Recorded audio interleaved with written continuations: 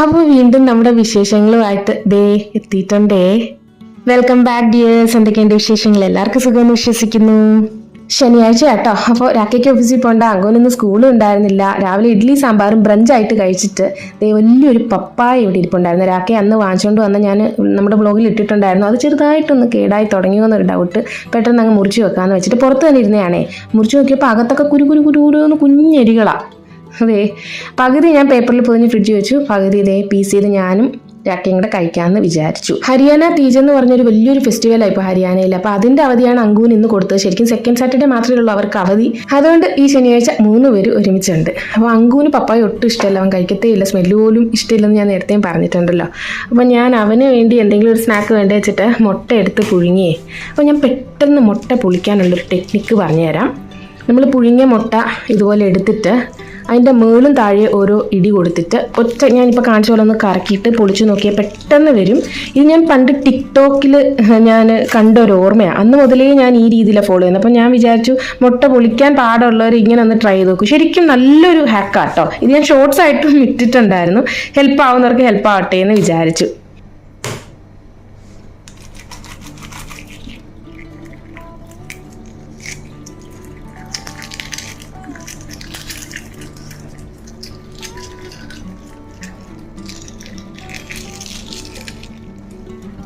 കണ്ടോ, താഴെയും മുകളിലും ചെറുതായിട്ടൊന്ന് ഇടിച്ചിട്ട് ഇങ്ങനെ ജസ്റ്റ് കൈ വെച്ചൊന്ന് കറക്കുക.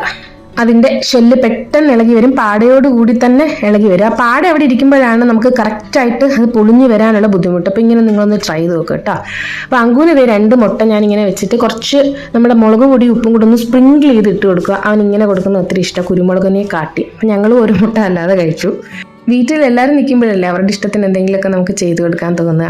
നല്ല ഹെൽത്തി ആയിട്ടുള്ളൊരു പാസ്തയുടെ റെസിപ്പിയും കൂടെ ഞാൻ ഇതിനകത്ത് കാണിച്ചു തരട്ടെ. എന്തായാലും അങ്കുവിനും പാസ്ത ഉണ്ടാക്കി കൊടുക്കാമെന്ന് വിചാരിച്ചു. അത് ഹെൽത്തി ഒരു സ്റ്റൈലിലായിക്കോട്ടെ. എന്തായാലും അവന് വീട്ടിൽ നിൽക്കുമ്പോൾ ചൂടോടെ കഴിക്കുകയും ചെയ്യാം. സ്കൂളിൽ നിന്ന് വരുന്നതിനെക്കാട്ടി ഹാപ്പിയല്ലേ നമ്മൾ വീട്ടിൽ നിൽക്കുമ്പോൾ 3 പേരും കൂടെ ഒരുമിച്ച് കഴിക്കുക എന്നുള്ളത്. അപ്പോൾ എൻ്റെ ഒരു ഫ്രണ്ട് എന്നോട് ചോദിച്ചതാണ്, സൗമ്യ എങ്ങനെയാണ് ഇങ്ങനെ വെറുതെ വീട്ടിൽ ഇരിക്കുക, നമ്മുടെ ലൈഫ് സ്പോയിൽ ചെയ്യില്ലേ, എനിക്കൊന്നും ആലോചിക്കാനേ വയ്യാന്ന്. എന്തായാലും അതിലേക്ക് ഞാൻ പിന്നെ വരാം. നമ്മുടെ പാസ്തയുടെ റെസിപ്പി ഞാൻ കാണിച്ചു തരാം കേട്ടോ. ഹെൽത്തി പാസ്ത എന്ന് പറഞ്ഞല്ലോ. അതിന് വേണ്ടി ഞാൻ ഒരു പാത്രത്തിൽ വെള്ളം ഒഴിച്ചിട്ട് കുറച്ച് ഉപ്പിട്ട് കൊടുത്തു. ഒരു ടീസ്പൂൺ എണ്ണയും കൂടെ ഒഴിച്ചിട്ട് തിളപ്പിക്കുക. ഇതാണ് നമ്മുടെ കയ്യിലിരിക്കുന്ന പാസ്ത, മക്രോണി പാസ്ത. അത് ഞാൻ വെള്ളം വെട്ടി തിളച്ച് കഴിയുമ്പോൾ ഇട്ട് കൊടുക്കുന്നുണ്ട്. ഹോളിൽ അങ്ങ് ഇട്ട് കൊടുക്കുക കേട്ടോ. ഇതെൻ്റെ ഒരു ചെറിയ കവറായിരുന്നു. ഏത് രീതിയിലുള്ള പാസ്ത നിങ്ങൾക്ക് ഉപയോഗിക്കാം കേട്ടോ. എൻ്റെ ഞാനിപ്പോൾ മക്രോണി പാസ്ത എടുത്തതേ ഉള്ളൂ. ബാമ്പിനോടെ 160 ഗ്രാമിൻ്റെയാണ്, 20 രൂപയുടെയാണ്. ഇവിടെ കിളികൾ ഒന്ന് ചിലയ്ക്കുന്നുണ്ട്. അതിൻ്റെ ശബ്ദം കാരണം എനിക്ക് പറയാൻ കുറച്ച് ബുദ്ധിമുട്ടുണ്ട്. നിങ്ങൾക്ക് കേൾക്കാൻ പറ്റുമെന്ന് വിചാരിക്കുന്നു. പ്യൂർ സൂചി പാസ്ത കേട്ടോ, മൈദയേ ഇല്ല. അത് എന്തായാലും തിളയ്ക്കാനായിട്ട് വിട്ടു കൊടുക്കുക. ഒരു 8 മുതൽ 10 മിനിറ്റ് വരെ, കാരണം സൂചി പാസ്ത പെട്ടെന്ന് വെന്ത് കിട്ടും.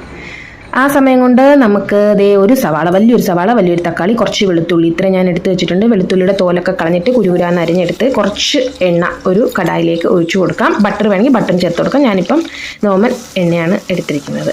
നമ്മുടെ വെളുത്തുള്ളി ആദ്യം ഇട്ട് കൊടുത്ത് പച്ചമുളക് ജസ്റ്റ് ഒന്ന് മാറ്റിയെടുത്താൽ മതി. അതിലേക്ക് പിന്നെ സവാള ഇട്ട് കൊടുക്കുക. അതിൻ്റെ ആ ഒരു പച്ചച്ചവയൊന്ന് മാറ്റിയിട്ട് തക്കാളി ഇട്ട് കൊടുക്കുന്നുണ്ട്. അതും നന്നായിട്ട് വഴറ്റുന്നുണ്ട്. ശരിക്കും ഒരു ഇന്ത്യൻ സ്റ്റൈലിലെ പാസ്ത കേട്ടോ. ഞാൻ പറഞ്ഞ ഹെൽത്തി സ്റ്റൈലാന്ന് പറഞ്ഞതുപോലെ തന്നെ നമ്മൾ കോണ്ടിനെൻ്റൽ സ്റ്റൈലൊന്നും അല്ല. സാധാരണ മൈദയും പാലും ഒക്കെ അല്ലേ, അത് അത്ര ഹെൽത്തി ആയിട്ട് എനിക്ക് ഫീൽ ചെയ്തിട്ടില്ല. അതുകൊണ്ടാണ് ഞാനിത് എല്ലാവർക്കും ഉപകാരപ്പെട്ടെ എന്ന് പറഞ്ഞ് കാണിച്ചു തരുന്നത്. ഇത് ടിഫിൻ ബോക്സിലൊക്കെ കൊടുക്കാൻ പറ്റുന്ന നല്ലൊരു പാസ്തയാണ്. അപ്പം നമ്മുടെ പാസ്ത വെന്തിട്ട് കുറച്ച് പച്ച വെള്ളത്തിൽ കഴുകി ഈ രീതിയിൽ വിട്ട് വരുന്ന രീതിയിൽ ഒന്ന് ഊറ്റിയിട്ട് എടുത്ത് കേട്ടോ. പനീർ എടുത്ത് വെച്ചിട്ടുണ്ട്. അതാണ് നമ്മുടെ ഹൈലൈറ്റ് മെയിൻ ഇൻഗ്രീഡിയൻ്റ് എന്ന് പറയുന്നത്. അപ്പോൾ നമ്മുടെ ഈ സംഭവം വഴറ്റിയതൊന്ന് ആറാൻ വെച്ചിട്ട് അതൊന്ന് അരച്ചെടുക്കാം. ഈ അരച്ച പേസ്റ്റിലോട്ട് നമ്മൾ കാണിച്ച പനീറിൻ്റെ പകുതി ചേർത്ത് കൊടുക്കുന്നുണ്ട്. എൻ്റെ കയ്യിൽ 500 ഗ്രാംസിൻ്റെ പനീറായിരുന്നു. അതിൽ ഞാൻ 250 ഗ്രാംസ് പകുതി ഒടിച്ചെടുക്കുന്നേ ഉള്ളൂ കേട്ടോ. അപ്പോൾ നമ്മൾ ഈ ഞാൻ പനീറിൻ്റെ കാര്യം പറയാം. അതിന് മുന്നേ ഇത്രയും പനീറാണ് ഞാൻ കണ്ടല്ലോ, അതിനകത്തോട്ട് പൊടിച്ചിട്ട് കൊടുത്തിട്ട് നമുക്കൊന്ന് അടിച്ചെടുക്കാം. അതരിഞ്ഞ് വന്നിട്ട് കുറച്ച് വെള്ളവും കൂടെ ചേർത്ത് വീണ്ടും ഒന്ന് കുറച്ച് കേട്ടോ, ഒരുപാടൊന്നും വേണ്ട. ദേ അരച്ച് വന്നിട്ടുണ്ട്. നമ്മുടെ മെയിൻ പാസ്തയുടെ ബേസ് എന്ന് പറയുന്നത് ഇതാണ്. ഒത്തിരി ഹെൽത്തി അല്ലേ, നമുക്കൊക്കെ കഴിക്കാം കേട്ടോ. അപ്പോൾ ദേ നമ്മൾ വഴറ്റിയ പാത്രത്തിലോട്ട് തന്നെ നമ്മുടെ ഈ സംഭവം സോസ് ഒഴിച്ചു കൊടുക്കുന്നുണ്ട്. പനീറിൻ്റെ കഷ്ണം ഉണ്ടെങ്കിൽ ജസ്റ്റ് ഒന്ന് ഉടച്ചു കൊടുത്താൽ മതി, കുഴപ്പമൊന്നുമില്ല. ദേ എന്നിട്ട് ഇതിലേക്ക് കുറച്ചും കൂടെ വെള്ളം നമുക്ക് മിക്സ് കഴുകി ഒഴിച്ചു കൊടുക്കാം. പനീറിൻ്റെ കാര്യം ഞാൻ പറഞ്ഞതെന്ന് വെച്ചാൽ പനീർ നമ്മൾ ത്രോ ചെയ്യുവാണെങ്കിൽ, അതായത് ഫ്രിഡ്ജിൽ നിന്ന് എടുത്ത് വെള്ളത്തിൽ ഇട്ടിട്ട് നമ്മൾ ഉപയോഗിക്കുകയാണെങ്കിൽ അപ്പം തന്നെ ഉപയോഗിക്കണം. വീണ്ടും നമ്മളത് ഫ്രിഡ്ജിൽ വെക്കരുത് കേട്ടോ. നമ്മളിപ്പോൾ വാങ്ങി വരുന്ന പനീർ എന്തായാലും തണുപ്പ് വിട്ടിട്ട് അതിൻ്റെ പകുതി നമ്മൾ എടുക്കുവാണെങ്കിൽ കുഴപ്പമില്ല. അല്ലാതെ നമ്മൾ ഫ്രീസറിൽ ഫ്രോസൺ ആയിട്ട് ഇരുന്നിട്ട് ത്രോ ചെയ്തിട്ട് നമ്മൾ ഒരിക്കലും പനീർ വീണ്ടും ഉപയോഗിക്കാൻ പാടില്ല. മാത്രമല്ല നമ്മൾ പനീർ എപ്പോഴും എടുക്കുന്നതിന് മുന്നേ കുറച്ചൊന്ന് ടേസ്റ്റ് ചെയ്ത് നോക്കണം. പുളിരസം ഉണ്ടെങ്കിൽ അത് ഡിസ്കാർഡ് ചെയ്യുക, കാരണം അത് കേടായി കാണും, കേടായിരിക്കും, പാല് പുളിച്ചു പോയതായിരിക്കും. ഇതൊക്കെ നമ്മളൊന്ന് ശ്രദ്ധിച്ചാൽ മതി നമ്മൾ പനീർ ഉപയോഗിക്കുന്നതിന് മുന്നേ, അല്ലെങ്കിൽ പിന്നെ നമ്മുടെ ഫുഡ് മുഴുവൻ സ്പോയിലായി പോകും. അപ്പോൾ നമ്മൾ ആ ഗ്രേവി, അതായത് പാസ്തയുടെ സോസ് റെഡിയാക്കി എടുത്തിട്ടുണ്ട്, അതൊന്ന് തിളപ്പിച്ചെടുക്കുക. അതിലേക്ക് പാസ്തയുടെ എൻ്റെ കയ്യിൽ ഹേർബ് അങ്ങനെ ഉണ്ട്, പാസ്ത ഹേർബ് എന്ന് പറഞ്ഞാൽ, അല്ലെങ്കിൽ നിങ്ങൾ ഒറിഗാനോ അതിൽ ഇട്ട് കൊടുത്താൽ മതി. പാസ്ത ഹേർബിലും ശരിക്കും ഒറിഗാനോ തന്നെയാണ്. അപ്പോൾ ഞാൻ അത് ഇട്ട് കൊടുക്കുന്നുണ്ട്. അത് നന്നായിട്ട് മിക്സ് ചെയ്യാം. പിന്നെ എരിവിന് വേണ്ടി ഞാൻ ചേർത്ത് കൊടുക്കുന്നത് നമ്മുടെ ചില്ലി ഫ്ലേക്സ് ആട്ടോ. അത് നിങ്ങളുടെ എരിവിനനുസരിച്ച് ചേർത്ത് കൊടുക്കാം. ഞാൻ ഒരുവിധം നന്നായിട്ട് ചേർത്ത് കൊടുക്കുന്നുണ്ട്. കുരുമുളക് പൊടി ചേർക്കുന്നില്ല കേട്ടോ, ചില്ലി ഫ്ലേക്സ് ആണ് നല്ലത് ഇതിന്. നമ്മളൊരു ഇന്ത്യൻ സ്റ്റൈലാണല്ലോ, കോണ്ടിനെൻ്റൽ സ്റ്റൈലിൽ നമ്മൾ ശരിക്കും കുരുമുളക് പൊടിയാണ് ചേർക്കുന്നത്. നിങ്ങൾക്ക് വേണമെങ്കിൽ ചേർത്ത് കൊടുക്കാം കേട്ടോ. അപ്പോൾ എനിക്കിപ്പോൾ ക്രഷ്ഡ് ചില്ലിയാണ് ഇഷ്ടം. നമ്മുടെ ചുമന്ന മുളക്, ചതച്ച വറ്റൽമുളക് ഉണ്ടല്ലോ, അത് നന്നായിട്ടൊന്ന് കുറുക്കിയെടുക്കുക. കുറുക്കിയെന്ന് വെച്ചാൽ ഒരുപാടൊന്നും കുറുകിയൊന്നും എടുക്കണ്ട, കാരണം നമ്മൾ മൈദയും പാലും ഒക്കെ കുറുക്കുമ്പോൾ നല്ലൊരു കുറുകി അങ്ങ് കുറച്ച് കഴിയുമ്പോൾ ഒരുമാതിരി അങ്ങ് റബ്ബറി പോലെ ആവത്തില്ല. ഇതങ്ങനെ ആകത്തില്ല, നല്ല സോഫ്റ്റായിട്ട് തന്നെ ഇരിക്കും. ടിഫിൻ ബോക്സിലൊക്കെ കൊടുക്കുമ്പോഴും അങ്ങനെ തന്നെ ഇരിക്കും. അത് നിങ്ങൾ ഉണ്ടാക്കി നോക്കുമ്പോൾ നിങ്ങൾക്ക് മനസ്സിലാവും. ടേസ്റ്റും നല്ല അടിപൊളി ടേസ്റ്റാണ്. അപ്പം നമ്മുടെ ഇതൊന്ന് ജസ്റ്റ് ഒന്ന് കുറുകി വരുമ്പോൾ അതിലേക്ക് നമ്മുടെ പാസ്ത വേവിച്ചത് ഇട്ട് കൊടുക്കാം. അപ്പോൾ ഓൾറെഡി ഉപ്പ് നമ്മൾ പാസ്തയിൽ ചേർത്തിട്ടുണ്ട്. ഗ്രേവിയിലും കുറച്ച് ഉപ്പ് ചേർത്ത് കൊടുക്കുക ആവശ്യത്തിന്. നമ്മൾ കറിക്കൊക്കെ ഉപ്പ് നോക്കുന്ന പോലെ തന്നെ നോക്കി ചേർത്ത് കൊടുത്താൽ മതി. പിന്നെ ചീസ് ഇഷ്ടമുള്ളവർക്ക് ചീസ് ഇടാം, ചീസി പാസ്തയാക്കാം. എനിക്കും രാക്കേക്കും ചീസ് ഇഷ്ടമല്ല, അതുകൊണ്ട് ഞങ്ങൾ ചീസ് ഇതിനകത്ത് ഇപ്പോൾ ചേർക്കുന്നില്ല. അങ്കൂന് കഴിക്കുമ്പോൾ ഞാൻ സെപ്പറേറ്റ് ചീസ് ഇട്ട് കൊടുക്കും. അപ്പം നമ്മുടെ പാസ്ത കണ്ടോ വെന്തിരിക്കുകയാണല്ലോ, നമ്മുടെ സോസിലോട്ട് ഇട്ടിട്ട് ഒന്ന് ഇളക്കിയിട്ട് തീ ഓഫ് ചെയ്യാം. ചീസിൻ്റെ കാര്യം ഞാൻ പറഞ്ഞല്ലോ. അപ്പോൾ എൻ്റെ ചീസ് സ്ലൈസ് ഇരിപ്പുണ്ടായിരുന്നു, അങ്കുന് വേണ്ടിയാണ് ഈ ചീസ് സ്ലൈസ് വാങ്ങിച്ചു വെക്കുന്നത്. ബ്രെഡിനായാലും ഇങ്ങനെയുള്ള പാസ്ത ഇങ്ങനെയൊക്കെ ഉണ്ടാക്കുമ്പോൾ അവൻ ഇട്ട് കൊടുക്കും, കാരണം അവന് ചീസ് മസ്റ്റാണ്. മുട്ടയുടെ ഓംലെറ്റ് അടിച്ചിട്ടാലും ചീസ് ഇട്ട് കൊടുത്താൽ അവന് ഒരുപാട് ഇഷ്ടം. അപ്പോൾ എനിക്കും രാക്കേക്കും അത് ഇഷ്ടമില്ലാത്തതുകൊണ്ട് ഞങ്ങളത് ചേർക്കാതെ തന്നെ എടുക്കുക. അപ്പോൾ അങ്കൂന് നമുക്ക് സെർവ് ചെയ്ത് ഞാൻ കാണിക്കാം. ചീസ് ഇഷ്ടമുള്ളവർക്ക് ഇതിൻ്റെ അകത്ത് തന്നെ ഇങ്ങനെ പിച്ചി ഇട്ട് കൊടുത്താൽ മതി. അപ്പോൾ നമുക്ക് സെർവ് ചെയ്യാം. നമ്മുടെ കിടിലം അടിപൊളി ഹെൽത്തി പാസ്ത ഡയറ്റ് എടുക്കുന്നവർക്കോ എല്ലാവർക്കും കഴിക്കാം, ഒരു നേരത്തെ മീലായിട്ട്. ഒരു തരത്തിലുള്ള, അതായത് ഇപ്പോൾ നമ്മൾ ചേർത്തേക്കുന്ന സൂചി പാസ്തയും കൂടെ ആയതുകൊണ്ട് റവയാണ്.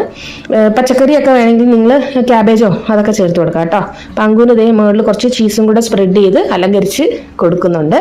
സ്പൂണോ ഫോർക്കോ എന്തെങ്കിലും വെച്ച് കഴിക്കാം. ചെറിയ ചൂടോടുകൂടി കഴിക്കുന്നത് നമുക്കൊക്കെ ഇഷ്ടപ്പെടുക. ചൂട് ഇഷ്ടമില്ലാത്തവർക്ക് അല്ലാതെയും തണുപ്പിച്ചും കഴിക്കാം കേട്ടോ. തണുപ്പിച്ചും കഴിക്കാൻ പറ്റുന്ന ഒരു പാസ്തയാ.